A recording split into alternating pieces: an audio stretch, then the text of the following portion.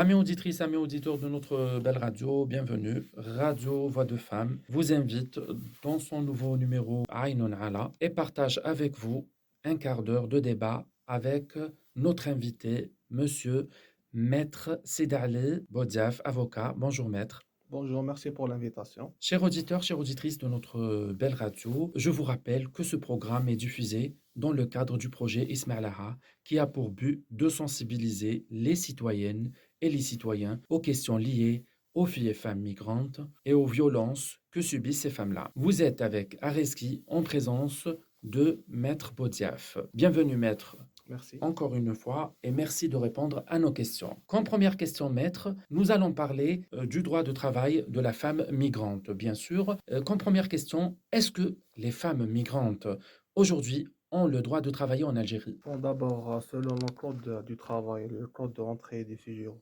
des étrangers, les femmes migrantes, ils n'ont pas le droit de travailler en Algérie. Mais par contre, en contrepartie, ils peuvent travailler en toute clandestinité. Ça veut dire qu'ils peuvent effectuer le travail précaire.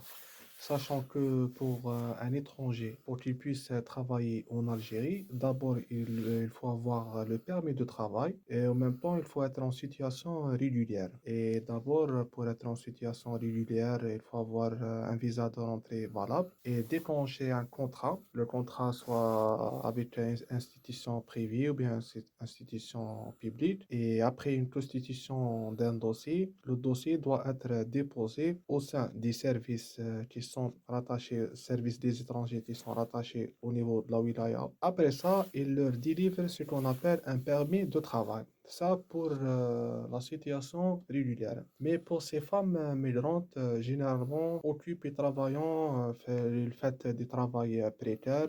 Généralement, ils travaillent dans des restaurants, dans des champs. Généralement, ils font du travail de domestique. Parfois, c'est la vente sur la voie publique. C'est ça le travail qui sont effectués par ces femmes migrantes, généralement ici en Algérie. Alors, Maître Bodiaf, on peut dire que ces femmes-là, ces femmes migrantes demandeuses d'emploi en Algérie, il est très difficile pour eux de travailler aujourd'hui, c'est clair. Bien sûr. Puisque vous dites que ces femmes-là travaillent comme domestiques et elles travaillent aussi dans les champs. Quelles sont les conditions de travail de ces femmes migrantes en Algérie? D'abord, les conditions de travail, des conditions pénibles. D'abord, ils travaillent sans contrat, sans assistance concernant la sécurité sociale. Ils ne sont pas affiliés à la sécurité sociale, mais ils travaillent plus d'heures par rapport à ce que prévoit la législation. Tout ça pour le gain de pain, parce qu'ils savent très très bien qu'ils sont dans une situation irrégulière et cette situation ne leur permet pas de décrocher un poste de travail digne et ce qui fait renvoi directement à des travails précaires. Ce travail-là plutôt, ce travail plus d'heures, travail pénible et parfois ils occupent des postes qui sont pas régis par la loi et qui donnent plus de pénibilité et de fatigue physique et mentale et morale par rapport à ces femmes migrantes. D'accord, maître. Alors, nous avons parlé des conditions de travail qui sont pénibles, il y a de l'exploitation.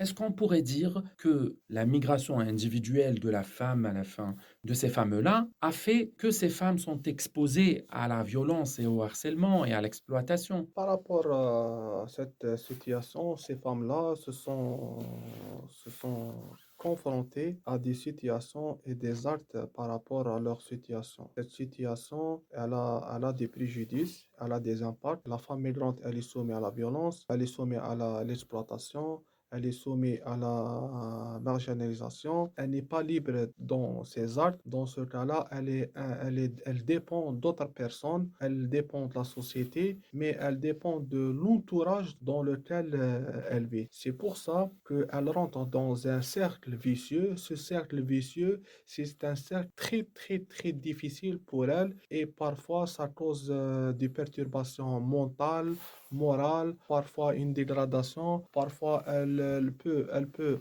engendrer que cette femme migrante rentre dans la débauche, parfois rentre dans un autre cas, ce qui concerne la traite humaine. Est-ce qu'il n'y a pas une loi qui punit ces actes-là? Quand la femme, elle est soumise à des violences, quand on trouve cette exploitation à l'égard des femmes, et ce sont des femmes migrantes, elles sont des cas vulnérables, elles viennent de loin avec des enfants qu'elles transportent avec elles. Y a-t-il des lois qui punissent ces personnes-là Bien sûr, ces gens-là, qui même s'ils abusent? sont, même ces femmes-là, même si elles sont en situation irrégulière en Algérie, mais il y a le code pénal, il y a le code procédure pénale, il y a le parti défend ses droits, parce que cette femme migrante, si elle subit une violence, si elle est battue, si elle est violée, elle peut déposer plainte. Le parti va se constituer, il va ouvrir une instruction et cette femme, elle peut se constituer comme partie civile pour avoir ses droits. Parce que on n'oublie pas qu'il y a une législation applicable en Algérie.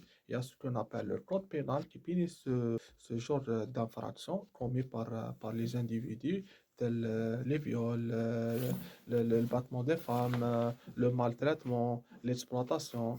Et tout ça est régi par un code. Toute infraction par rapport à ça, elle est punissable par les textes de loi. Est-ce que vous avez reçu déjà des cas de femmes migrantes au cabinet qui ont subi et qui ont vécu cette atrocité? Est-ce que vous avez déjà reçu des cas de femmes migrantes victimes d'harcèlement dans votre cabinet? Oui, j'ai reçu un cas récemment d'une femme migrante. Bon, c'est par rapport bon, à travailler dans un établissement. Bon, sans citer l'établissement, c'est un établissement qui donne des services pour des personnes. Bon, c'est un établissement privé, elle travaille en noir. Elle a une fille. Bon, elle subit d'harcèlement sexuel par rapport au gérant. Elle est venue me voir au cabinet. Je lui ai exposé la démarche à suivre, mais en contrepartie, elle n'a pas voulu déposer plainte parce que elle a peur d'être expulsée du territoire national, étant donné qu'elle était en situation irrégulière. Même elle a démontré toutes les pièces justificatives pour l'harcèlement qu'elle subit chaque jour par rapport à son état physique, par rapport à sa situation comme une maman célibataire, mais elle a préféré de ne plus revoir l'institution où elle travaillait. Elle a quitté pour une autre wilaya. À ce jour, j'ai pas ces nouvelles-là. Et est-ce qu'elle aurait gain de cause si jamais elle aurait déposé le dossier, Bien sûr, on dépose une plainte au plainte niveau du contre elle? parti contre la personne qui l'a harcelé et le parti elle va ouvrir une instruction. Elle choisit un domicile pour qu'elle puisse avoir les notifications, les convocations de la police judiciaire. Suite à l'instruction qui va être ouverte, après ils vont être présentés devant le procureur et le procureur va décider sur son sort.